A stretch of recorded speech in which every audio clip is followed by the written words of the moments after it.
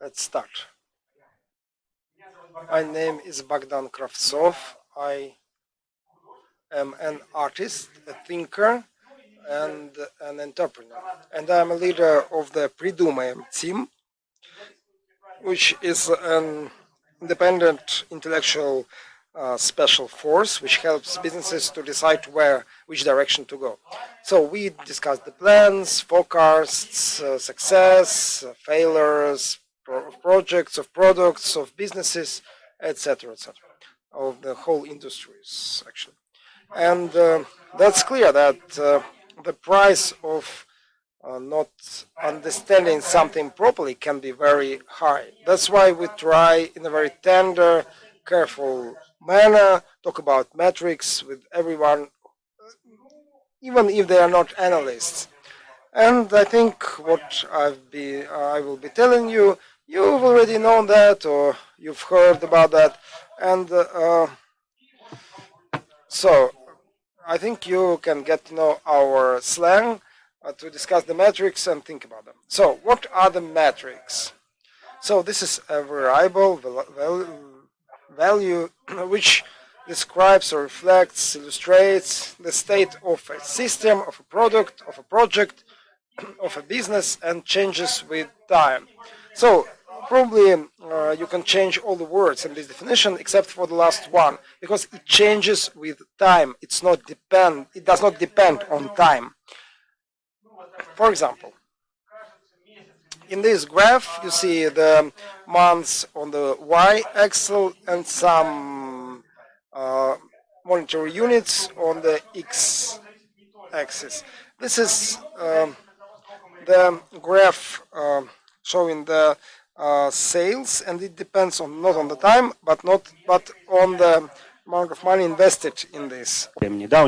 So the metric changes with time, but it does not depend on time. So there are some seasonal fluctuations, but this is only one basis for the change.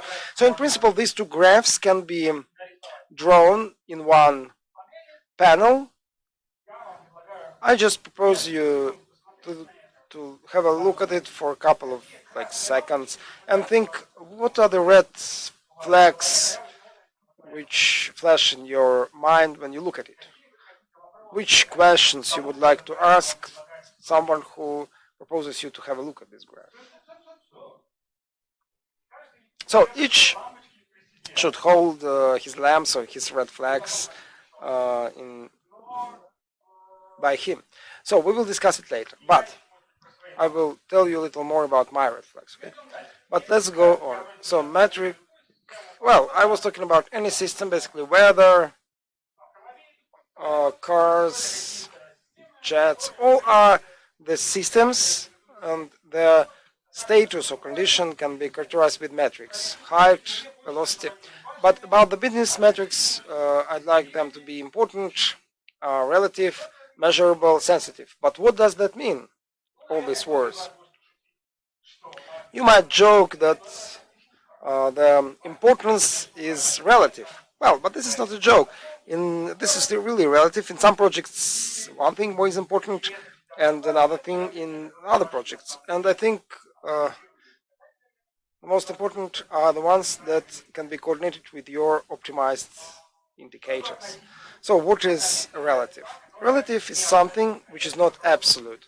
So if you just say that, okay, you have this turnover or so many users, so these numbers will not tell us anything about whether your business is healthy or not. It's easier to work with relative metrics like conversion, share in the turnover of first purchases, quantity, share of sessions which been ended by crash. If you just say, well, last month 18 sessions crashed, is that good or bad? But if we know that it's 50% of total 36 sessions, then it's quite sensitive. Measurable is something that you can depict in a graph like this, and also we can directly read it from some instruments, count with abacus, or calculate based on some formulas. So, does anyone want to explain me what is sensitive? Nobody wants. Okay, sensitive is something responding with its changes to the changes in the system, and it responds to significant changes in the system. And it would be good if it does not change when the changes in the system are insignificant. Let's go on. Okay, I've been well.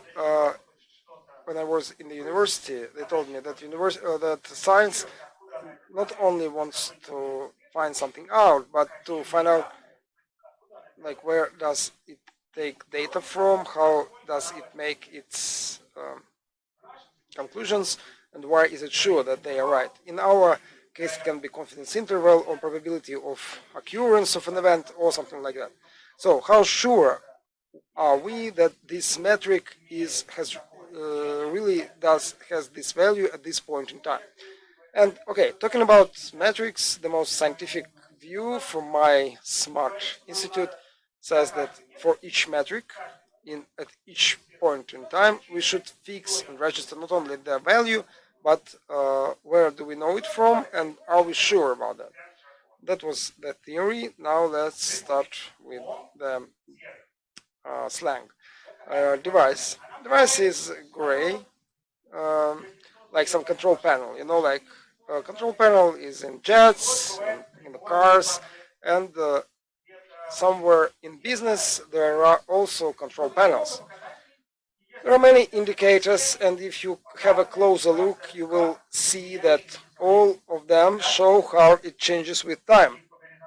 Even the one in the table, on the horizontal axis, we have dates. On vertical axis, also something, and some values in the cell. So this is a control panel. Now we understand there are no red lamps. Everything is okay. Or if there are some outliers in some graph, then everything goes wrong. Yeah. Well, what is a control panel or a device? It reflects the result of a direct measurement of a metric value in the past and in the present. Why not in the future? Because in the future we don't know the actual value. What will it be? We don't know. And we we cannot measure something in the future. We can only theoretically forecast.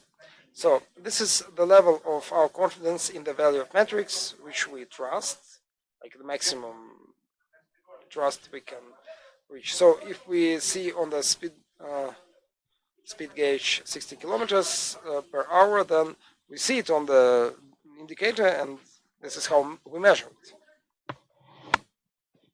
You've seen the graph. Does it look like the one? But we need to adjust it so it will look like a control panel or gadget.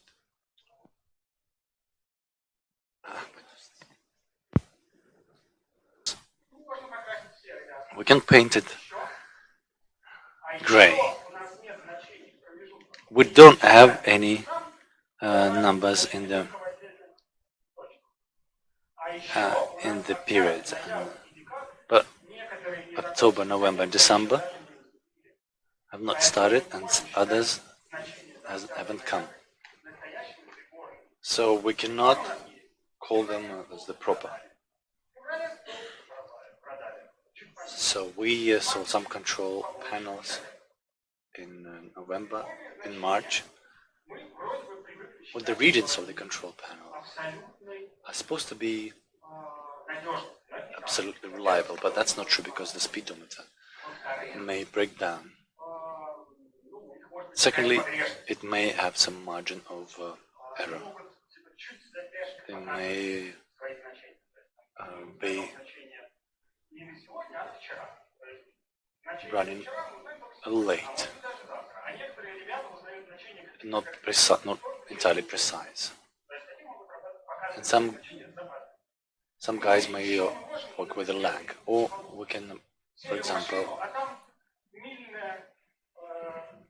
mix up the scale. Or for example, it shows the miles. It's fine if it's 80, but we'll see what comes next. If the speed camera, is not coming my way, I may speed up to 90. But you need to be able to work with this control panel, and we may misinterpret its figures, misjudge it. Clearly, it's like a Geiger's count.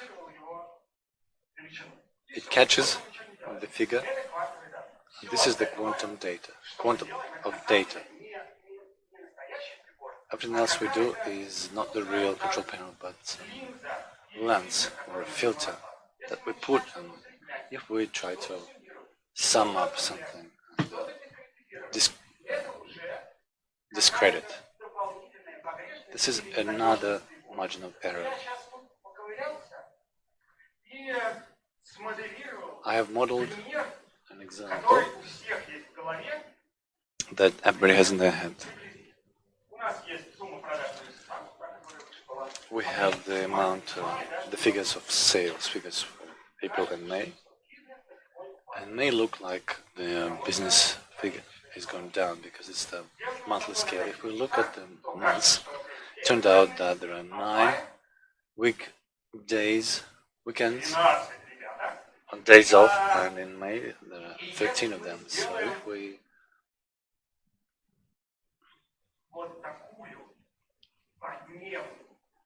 break it into days and make a daily sum, so it will turn out that on average, looking at the weekdays, we see that Mondays are growing, Tuesdays are growing, Wednesdays are also growing, but we look at the days off, they're also growing separately, but the first day off doesn't grow just like the second day off.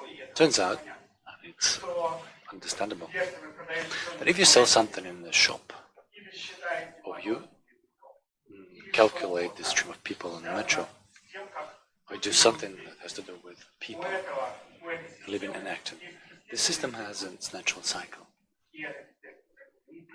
And this natural cycle is weekly. On Friday, people buy a little bit more than on Saturday, if we talk about stationery, and even more on Monday. So if we break it down into weeks, the graph will be growing. Even though we saw that in May, it was lower than it was in April. So you need to pay attention at how exactly the control panel turns single quantum events into figures. The next is forecast, which is looks very much like you understand it, and it's blue. Forecast is your prediction about the potential figure of the in the past, or it'll be in the future, or what is the figure of the characteristic metrics that you're using in the point where you don't have factual figure. It could be in the past, in the future, or it could be in the present. You don't know the factual figure. You forecasted, you predicted. And when you talk about forecasts, remember this. We forecast this figure because we have some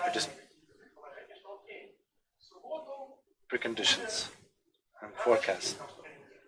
Because on Saturday there will be a day off, therefore the amount of sales will be bigger than on a different Saturday. So we have some fundamental prediction used to prepare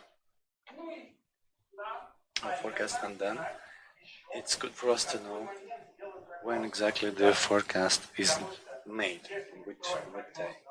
Because if we forecast the amount of sales in November, we'll have a different figure in September, in October, and so on. Last year, when we were forecasting for this year, we had a different forecast because in December last year, our life was totally different. For example, there are 2 forecasts. One is marked with the thin dots, another one with the large dots. The thin dots forecast dates to the 1st of April. Simple model extrapolated until April, until December. When May came, we received actual knowledge about what things are, and we prolonged it. So when it was the end of May, between these forecasts, we found ourselves. So we want to know about the forecast. What metrics, figures we predict? What figures do we use to predict it, and when exactly this forecast was made? When you teach or adjust the forecast model, you should save all the previous forecast. You better keep all this data to understand when your forecast model will show factual values. So comparing your forecast with facts a posteriori, post factum, helps to improve your forecast model. Next is the plan. Plan is a value of metrics, and this is green. Plan is similar to what people understand plan. It's a sequence of actions. I'm planning that for the marketing budget in April will be this much. This much will go to Vkontakte, VK, or that much will be allocated to Facebook, and that much to Instagram. This is an action that I'm going to do.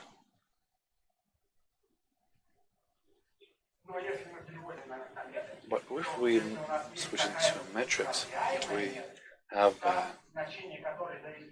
a metric whose values depend not on the time but the values. It correlates very well with what we do, with what we decided to do, and we managed to do it. If so, for example, the marketing budget can be planned because we push the button and say that that much money should be allocated to that budget. We know we want that much, and we understand that we can do this. The plan is our wishes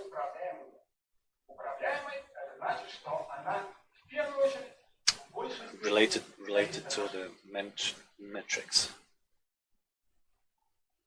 The metric depends on our actions. If we can influence the values of the metrics, then it's manageable.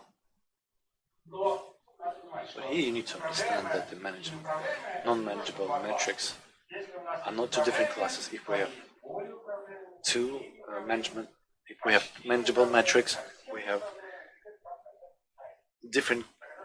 a whole range of the manageable metrics. Same is true about precision, sensibility, and reliability.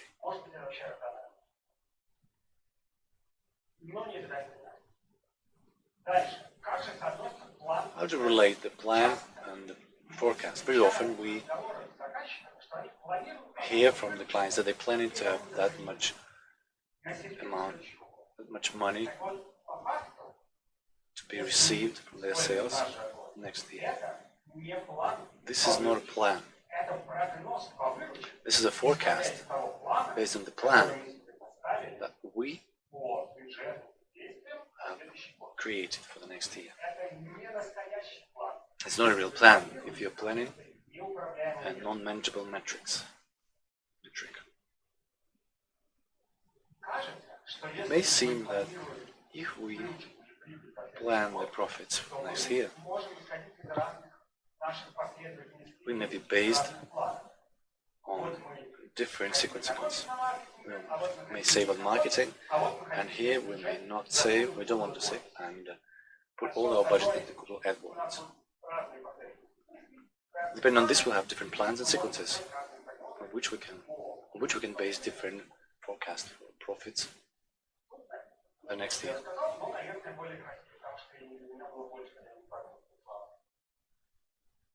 The slide says the same. The target metrics is the most important for us. that we optimize, on which our successes depend, just like failures.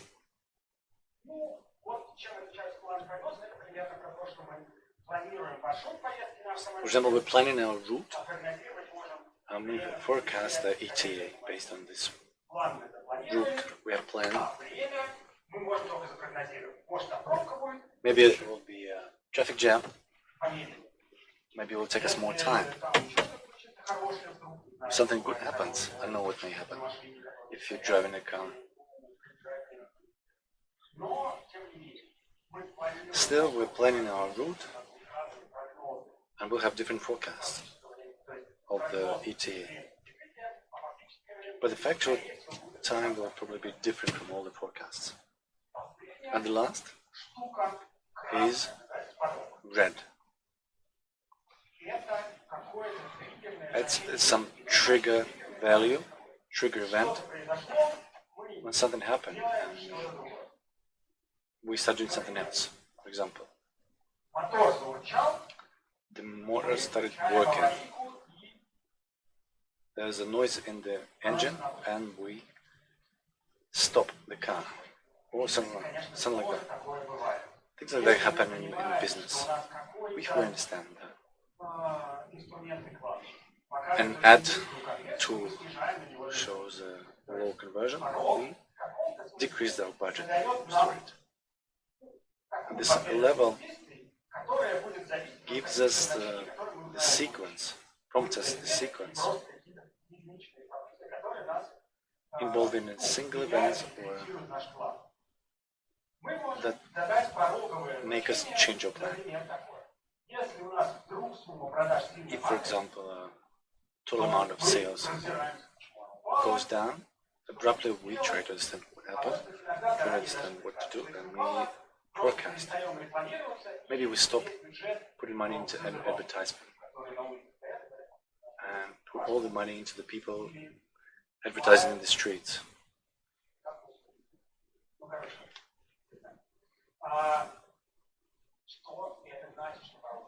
What does it mean? If this value is achieved, we need to understand what happened. This critical value.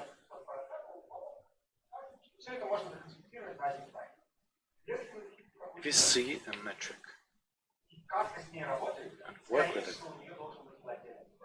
it must have an owner who all affects it, influences, whose actions influence it the most, or the guy whose actions depend on this metric. Most of it may happen that this is the project manager or system engineer, or the business owner who tracks the business figures and then decides whether to stop or continue the project. So you have a metric. It's very convenient when it has an owner who understands what is happening with it, who's ready when the metric is out of the certain range, up or down. Maybe you're selling too good, selling your sales skyrocket. You need to do something to understand how to increase them further. So this guy looks at the control panel and adjusts forecasts model. He tries to be in factual values, to keep to factual values. If you can go up, good for you.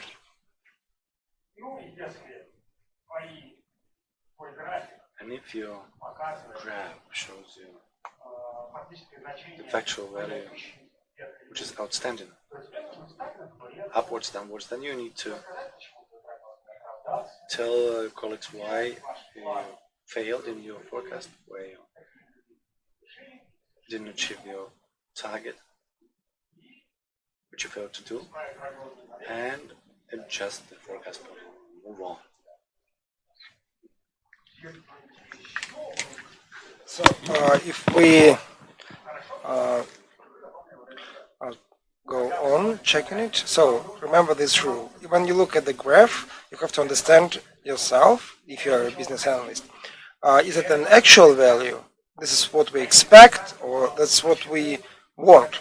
And if that's what we expect or forecast, based on what do we forecast that? And at which point of time do we do that? Seems that this is the end. Let's applaud and then we'll have questions and answers.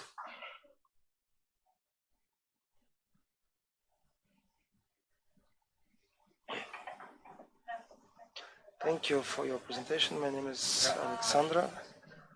Thank you for the compliment. You were saying something about the metric owner, like in singular. But if the business is big, they have target metrics, they are big, and they might have several owners. I mean, the people who can influence the indicators of this metric. So, in this case, so what shall we do in this case? How shall we read them? What shall we do if they have different opinions and these opinions are in conflict? And I will add the third question. So normally they can take several actions which can be conflicting in different ways, responding to the change in metrics. And finally, we do not understand what we've done, what the result of what exactly it is. So if metric is important, so many people in the company might really influence that. Regarding the single owner of the metrics, well, this is, yes. Well, I thought about putting it in plural or in singular. Okay, this is not about an individual person, but about the role in the company. And if you have a metric where there are two roles responsible for that, and then you have one role, one extra role which you don't need. And the second point is that your system of metrics is not structured well. So your metrics should be separated into multipliers or other components, so that different roles are responsible for different metrics. So there should be one role for one component of the metrics and the second one for the second. So I mean, you as business analyst and those who develop this product system should aim at. So what we do if there are they have different opinions, they have to negotiate. So you have to understand why they think so, what are their forecasts based on, and are they sure about that? And you try to find some solution which will suit both guys. So it seems that if you have any, well, let's say high-level metric, then, for example, you as a director or owner of the company can be responsible for that. Yes, you cannot ask him for a report, but he will kind of make a report in his head for himself, like whether it allows me to earn something or not. So he will be reporting to himself, basically. Mikhail, I liked your presentation, and especially the last phrase. I think it's quite useful and interesting that you marked it with colors. I think this is useful personally for myself. I've seen some. So I think it was useful for me personally. Can you tell me a little bit about the trick that you use in the practical work? I mean, you said you use it as a consultant. You mean these colors, this palette? Well, yes, sure, I use it. Well, yeah, so can you share, I'm just interested, what are the effects for those whom you sell this approach? What effects do they gain? Are there any success stories? There are millions of success stories, but for example, in one of the graphs we show we have, for example, TV, like LTV metric, which everyone knows, but we cannot count LTV directly because the person has not died yet, so then he can buy something for us, and even if he is dead, we don't know, still don't know about that. So LTV will be kind of a forecast. We know how much he spent before. It can be a person or cohort or guys from this town. We know how much they've spent before this date, and then about some of them, we know how much they spent during the first months while using the product. Uh, and there are less people who live there for 2 months, but also we know it seems, but this value can be closer to LTV. So we understand that LTV of this cohort at the end will be bigger than the actual value at this point of time. For example, if this cohort has brought us this amount of money, so its total LTV will be more, but how much more? It will be forecasted value. So, for example, so I mean, there is LTV, like a black area in the diagram, and then we forecast by what value it will increase during this year or during the lifetime. And that we show on the control panel to the customer or to the business owner, and he understands that we have an actual value, how much I have already earned, and also we have a forecast how much, as this analyst thinks, how much more money I can get from these guys. So these are two values with which he can work and take some decisions, different decisions.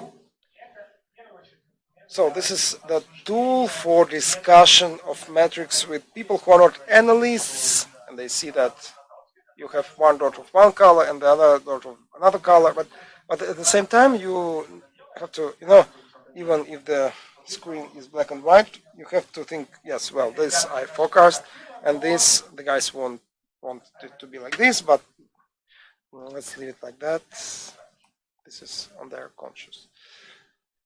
Next question.